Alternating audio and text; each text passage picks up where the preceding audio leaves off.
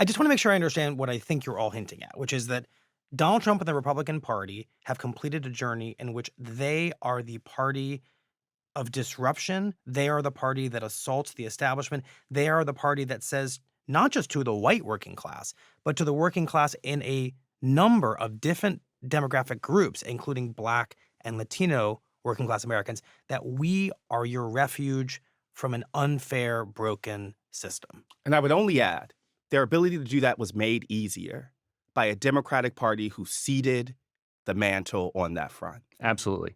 The biggest character in this race, to me, was not on the ballot in 2020. It was Joe Biden, in my opinion. Like, Joe Biden's refusal to do what he implied he would do in 2020 and transition to a different type of generation, allow Democrats to have a broader conversation about change, allow Democrats to be freed from the status quo, is not what happened.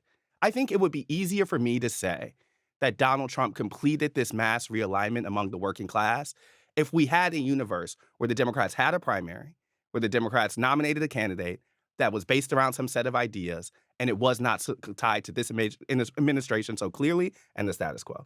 But since that is not what happened, I think it has made the Republican ability to be the agents of change so much easier that I find it the biggest thing that has happened in this race. And I think speaks to what we're saying about what's happened over the last 3 months. The place that they were in before the candidate switch happened made it such that you could run a perfect race or whatever. And you are still playing on ground that brings you to 50-50.